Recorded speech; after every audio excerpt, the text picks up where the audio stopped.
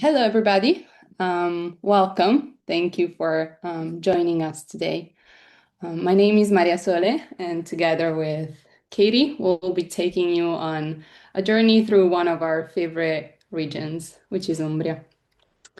But before we get started, just a quick note. So throughout the presentation, feel free to ask questions using the Q&A button. So if something comes to mind while we're speaking, just don't worry about interrupting. We'll take care of all the questions you have at the end of the presentation. So before we dive into Umbria, we would love to just take a few minutes to introduce ourselves and to share a little bit more of what we do. So here at Life Beyond the Room, we like to say that we're keepers of tradition and culture and travel.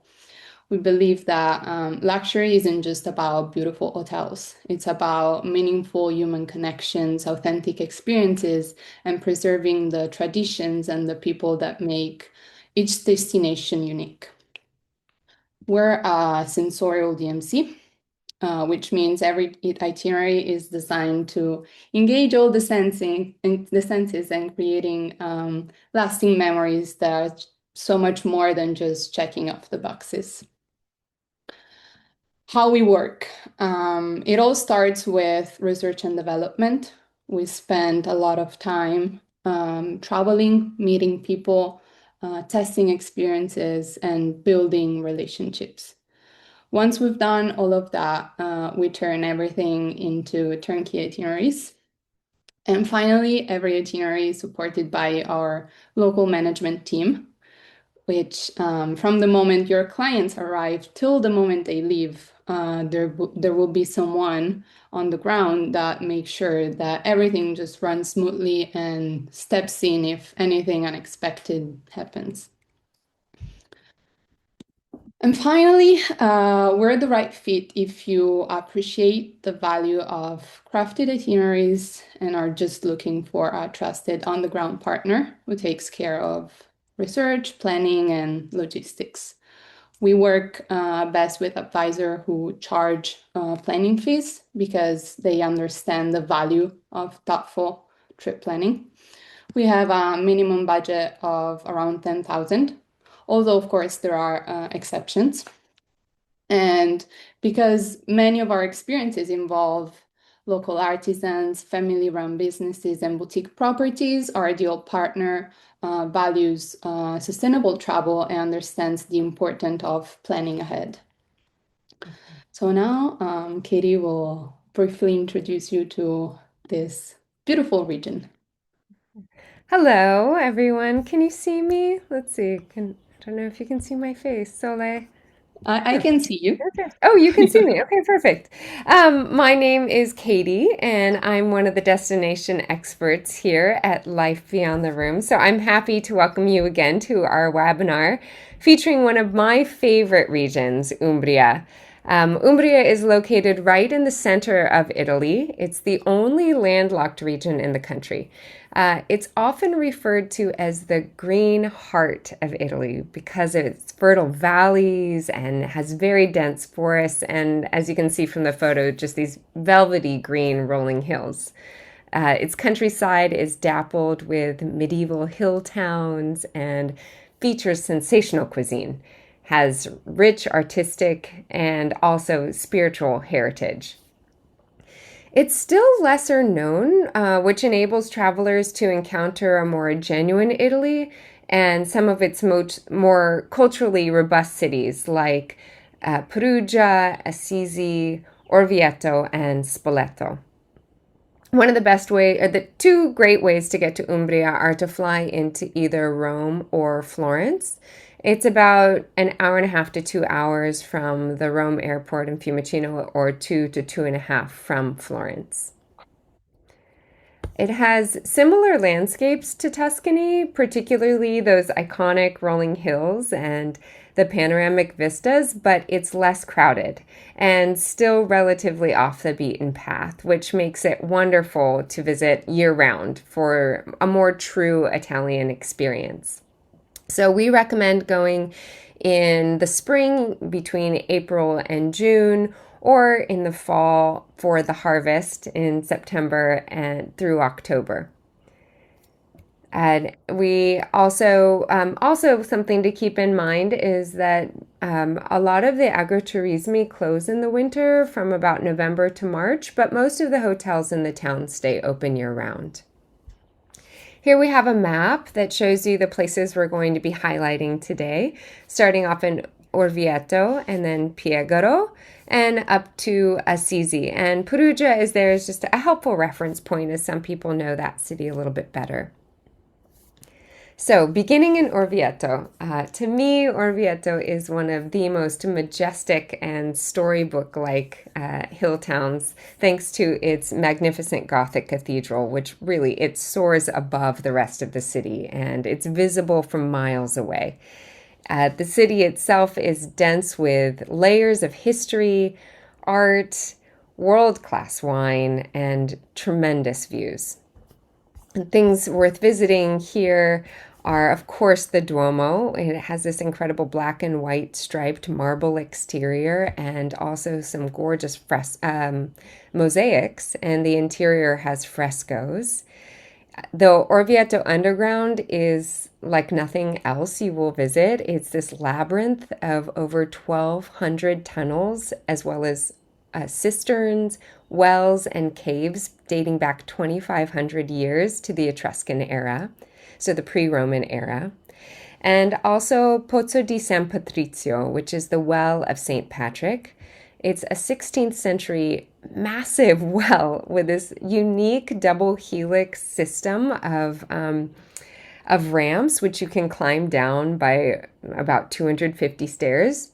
And then also you have to climb back up the 250 stairs. But it's worthwhile and a lot of fun and again, quite unique. All right, I'm going to hand it off to Sole to tell you about some of the accommodations in the area. Right. So now that you've had a glimpse of Orvieto, let's talk a little bit about our incredible accommodation partners we have in the cities. Our first accommodation here is Palazzo Misciatelli, and this is actually one of our highest rated property in Orvieto. As you can see, it has an LBR brand score of 5. So to briefly mention what an LBR brand score is, this isn't an hotel rating, but it is our own internal score that reflects how well that property aligns with our philosophy and vision.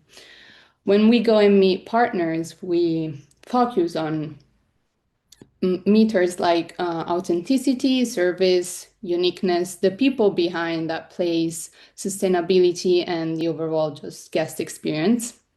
So when you see a 5 here, it doesn't necessarily mean it's the most luxurious hotel, but it just means it's the best fit for the type of meaningful and sensorial travel we like to create. So, what makes Palazzo Misciatelli so special isn't just the beautiful rooms or the rooftop with the Duomo view. It does just 3 accommodation, and it offers an incredible, like, intimate experience. The property is owned and run by Ellen and Enrico, which are a husband and wife team, and the residence was actually Enrico's family home for generation. So this is what we say when the accommodation is the destination, because it's those personal connection that really makes a stay memorable. People here aren't just checking in into a hotel. They're being welcomed into a place of history and a family that genuinely loves sharing this place. Something to quickly keep in mind, the property generally welcomes kids aged 12 and above, but of course, they're always happy to make exceptions when possible. Next, we have Palazzo Petrus, which is another boutique property with a completely different feel. It's much more contemporary in its design, while still being surrounded by, of course, century of history. It is one of our family-friendly options here in the city, and it's a wonderful choice for people who appreciate the contemporary design, an exceptional dining experience, and an authentic sense of place. Of course, one of the highlights of this place is its restaurant, which is Coro, which nowadays has become a destination of its own. So it's the perfect place if you have travelers who love to just end the day with an outstanding meal just steps from their door. And finally, we have Emme Palace, which is another great family-friendly option. It has 21 rooms, its own wellness area, a parking, and a small gym. The spa, I would say, is actually one of the most distinctive features of this place because wellness facilities are very rare in Orvieto's historic center, since most accommodation are small historic palazzes and B&Bs. Now, Katie will talk a little bit about the experiences we offer in Orvieto. So naturally, we have a food walk for our clients here, and there they're able to sample some of the regional specialties from family-run enotecas and osterias, and in between wander through the beautiful medieval streets of Orvieto. And we recommend visiting on a Thursday or a Saturday if people want to have the even more immersive experience of visiting the local market. And on to people who want a hands on experience, they can create the bucchero style of ceramics, which are an Etruscan fine art. This distinctive form of ceramics is very thin and also shiny and black in color, which is enabled by using a special a reduction firing method. And clients get a chance to learn about the history of the ceramics, create their own, and then observe the firing process on site, though they're fired off site, and then they'll get to receive their item that they've made and be able to take it home with them. All right. So far we've discovered a little bit of Orvieto itself, so where the people can stay and what experiences, some of the experiences that we can offer. But one thing we really love about Orvieto is that it serves as the perfect getaway to the countryside. So just 15 minutes away, the landscape changes completely and offers a very different side of Umbria. So if your clients are looking to disconnect and immerse themselves in nature, Antichi Casale di Charme is one of our favorite recommendations. What I find very interesting about this place is that it offers that feeling of staying in your own Umbrian country home rather than just a traditional hotel. Is the kind of place where people wake up and just enjoy breakfast overlooking the valley or spend the afternoon by the pool. And it also has an excellent on-site restaurant, so it's perfect for people who just want to slow down and enjoy the countryside. Now, Katie, do you want to take over? Yeah. So just beyond Orvieto, on the way to the town of Todi, is Fattoria Mafalda, which offers cheese making and tastings. So your visit gets to begin by visiting with the sheep and watching them milk the cows and turning the fresh milk into curd using their traditional methods that they've been using for generations. And then you get to see the wheels of pecorino aged on wooden platforms. And of course, taste the cheeses. And you'll get a variety of the pecorino in its different stages so that you can taste the evolution of this really distinct, sharp, and complex flavors over time, or just enjoy a lot of cheese paired with great local bread and preserves that they make on the farm. And the next one. So, in the in just outside Orvieto is Sagra in Casa. So Chef Laura offers a countryside cooking experience at her farmhouse. So she guides you through the preparation of a three-course meal, sourcing fresh local ingredients and using traditional techniques. So then the clients get to enjoy their feast in the splendorous views in her surrounding her home and paired with delicious local wines naturally. And in the nearby region of Tuscia, an area that bridges Umbria as well as Tuscany and is technically located in Lazio, we have Fattoria Capobianco, which offers wine tastings and lunch on their family run estate. So here, travelers learn about the local grape varieties and also wine making techniques specific to this region, and partake in a slow Italian lunch with farm fresh produce and homemade pasta, as well as olive oil that's produced on site, meats, and wines paired with each course. So then, oh, Oh, yes. sorry, my bad. Oh, There that's was the fine. point. Yes. So, of course, just for those who want a blend of the farm experience and cooking class, we have Casales Galina. So here, Paola welcomes people to her home just outside Orvieto to explore her garden and gather eggs from her chickens, as you can see here, and even taste honey from her hive. And then clients get to cook with the ingredients they've just discovered all around them and enjoy a meal in this gorgeous pastoral setting for a true farm to table experience. So, Umbria is Italy's premier region for black truffles, and therefore it's the perfect place for truffle hunting. The clients will be led by an expert forager with his trained dog, so you get to join in the hunt for these prized fungi. And one thing to note about this particular forager is that he doesn't plant the truffles ahead of time. Some do, actually, to ensure that the dog finds truffles. But what he does is he'll scout out the space before clients go out on their little trek just to make sure that there are some for the dog to find. So it feels much more natural and authentic in that way. And of course, it ends with a beautiful feast of truffle inspired dishes such as pastas and vegetables, as well as meats, olive oils, and the excellent wines. Next, we have Piegaro, which is another beautiful medieval village in Umbria, and this is in the Perugia province, so a little farther north. And it's celebrated for its glass making, which goes back to the 13th century. And it has winding stone lanes and sweeping countryside vistas, and you just feel more relaxed and unhurried being here. Things go slower, time slows down, and it's nice for those who want just sort of a quieter experience in Italy.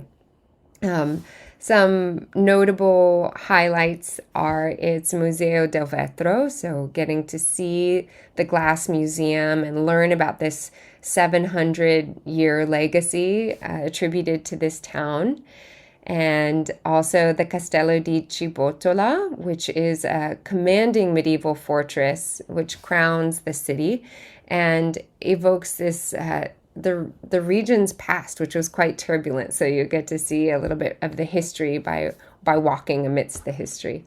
And then the Convento di San Bartolomeo, which is a venerable religious space that you can really feel the spirit and the culture walking around here and seeing and just the history of the monastic presence in this city in the past. And then we have the Museo Paleontologico di Pietrafita. And this is an incredible treasure trove, really, of fossils from over 1.5 million years ago. And so you get to see prehistoric plants and animals, all these items from the Ice Age that were here 1.5 million years ago. All right. So while we're in this area, we might as well just talk a little bit about the partners we have. The first one is I Borghi dell'Eremo, which again, as you can see, is an LBR brand score of 5. This is the type of property where clients come to just disconnect. The rooms are spread throughout beautifully restored stone farmhouses that just give the feeling of staying in their own little village. It has 15 rooms in total. and everything else you would want from a countryside escape, to be honest. It has a beautiful spa, two swimming pools, a restaurant, tennis courts, e-bike rentals. But I think what really makes this place so special is the atmosphere because it's peaceful, it's intimate, and you're surrounded by incredible views in every direction you look. Just a small detail is they generally welcome kids aged 12 and above as well. Of course, they make exceptions when possible. Another great countryside option is Borgo dei Conti, which offers a different style of luxury, if we can say. I Borghi dell'Eremo, we said it's about intimacy and seclusion, while I Borgo dei Conti is for people who are looking for a more complete resort experience. Its central location also makes an excellent base to explore Umbria's iconic towns.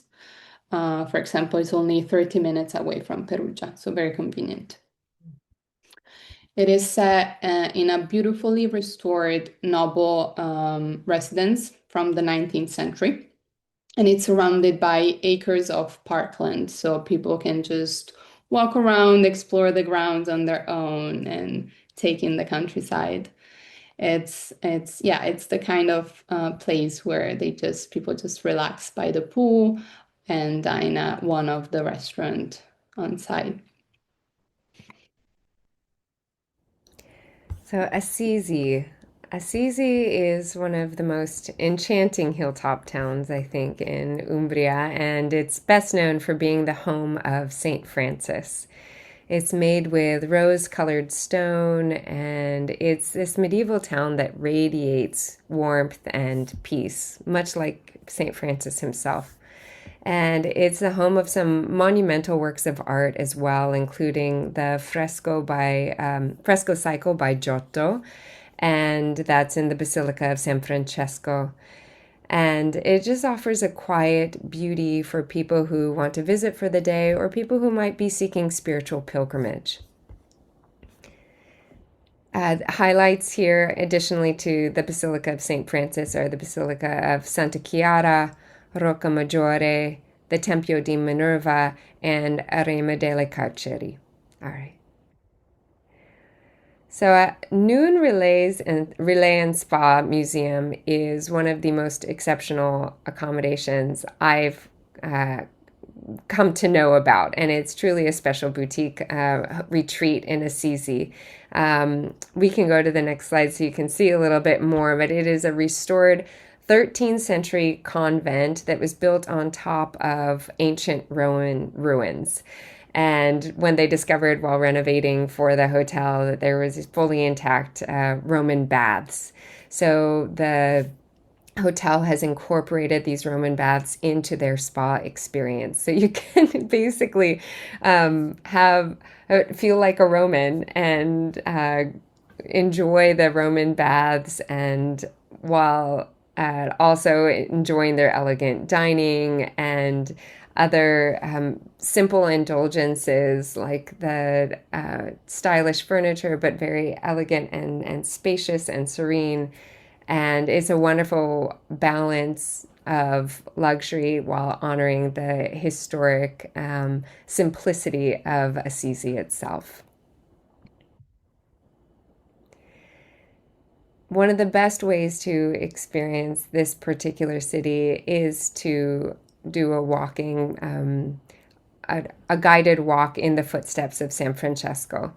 And here you'll get to see the Basilica of St. Francis and again see the cycle of Giotto, which depicts St. Francis's life. And Giotto is significant because he's considered sort of the catalyst from medieval art to Renaissance art. And also visit the Basilica of Santa Chiara. And Santa Chiara or St. Clare, was a disciple of St. Francis's. She also was a noblewoman, like St. Francis was of nobility, and was inspired by his devotion to the poor and committing his life to caring for others. And so she did the same and started her own order called the Poor Clares, and also visit the Church of San Damiano, which is the place where Francis was called into the ministry. It The guided walk then takes you to the Remo delle Carceri, where you end. And this was a hermitage in the mountains nearby that Francis used to go to for contemplation and quiet. And it's wonderful that the guided walk ends here because you again get more of an immersive experience by having a quiet space for your own reflection after hearing about these people and walking in the spaces where they lived. Mm, okay. Yes. Yeah. No? Okay. And on to the next one. Here we are. Mhm. So here we have, and in those nearby mountains I just referenced, just below the city is the Teely family's cantina, where they offer wine, olive oil, and a special small Franciscan style lunch. So you get to taste the flavors of the region, but then also have this cultural encounter of something a bit more of simplicity when it comes to meals. Now, granted, this is more like a simple meal in terms of contemporary Italian meals, which are very robust, but you will still have small bites of different kinds of meats and cheeses and a variety of bruschette and regional sweets, and also get to hear more about the family as you taste their products. Right. So before we leave Umbria, we would like to share with you a few experiences that show maybe another side of the region. Because you might think about Umbria for its medieval towns, as we saw, for the incredible food and the spiritual heritage, but it's also a great destination for active people and nature lovers. So one of our favorite experiences is the Monte Subasio e-bike, which is all about discovering the landscape in a different way because people ride through olive groves, forests, and just the open countryside with the views of Assisi the entire time. And one of the highlights is stopping at the Eremo delle Carceri, which is what Katie just briefly talked about, and is an incredible experience. We then end at a family-owned olive oil estate where people can combine the active with the food, as it's a must. And they can enjoy guided tasting of oil, followed by just a farm-to-table lunch that feature Umbrian specialties. So it's a wonderful combination of nature, history, and gastronomy altogether. And for clients that, again, love nature, we also highly recommend Cascate delle Marmore. Many people are surprised to learn that these waterfalls are actually man-made and were originally engineered by the Romans over 2,000 years ago. Today are one of the most impressive natural attractions in Italy, central Italy. And people can choose different scenic walking trails and viewpoints. So it's a great options both for families with kids and for more active people. It is about an hour from Assisi, so it works very well for a full day excursion. So this brings us to the end of today's webinar. We would like to thank you all for taking the time to join us today. We really appreciate it, and we hope that this gave you a better sense of what Umbria has to offer and how here at Life Beyond the Room we approach that. Before we wrap this up, I'm not sure if we have any questions. Feel free to use the Q&A button. Um, yeah, Or just chime in at this. yeah.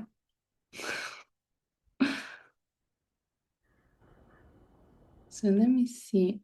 I'm not sure if I can see the I Q&As do here. see two. Okay. Um, One question we have is wondering how we worked with advisors, such as from Fora. Right. Do you And like? another is which hotels are better for kids? Mhm. All right. As how we work with a few for advisors now. It's just the same process as how we do with our other travel advisors. We have you fill out travel advisor form, which gives us a little bit more context on how you work, what your clients are looking for. And then we always like to schedule an intro call with one of our destination experts just to learn a little bit more about you and your company. And then if you have a new request that seemed to be a good fit for LBR, we'll send you an itinerary request form that you can fill out and we'll get all the details to start working on your itinerary. I don't know, Katie, if you want to add something else to that. Hmm. And we also can, I can, let me see if there's a way to, I will answer live and I can also put in the link to our Mhm, website that can enable you to learn more about how we work with advisors. And it's a whole platform for our advisors. mhm. As for which hotels are better for kids, it really, again, depends on the kids' age and everything. Palazzo Petrus and M Palace are both very good options in Orvieto. Antichi Casali di Charme, of course, it's surrounded by nature, so it works very well for kids.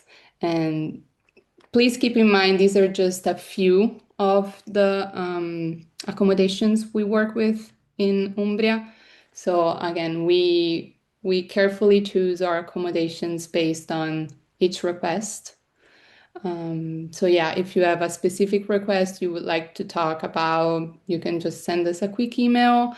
We can talk it through together and see what's the best fit for that specific client. Any other questions? Okay. All right. And I've just put the link in the chat for our travel advisor page. So if, let's see if there are any other questions. Uh, okay. I think we're all Thank you, set. Sydney, for joining. Yes. We're so glad to have you all today. And we'll be sending out a recording.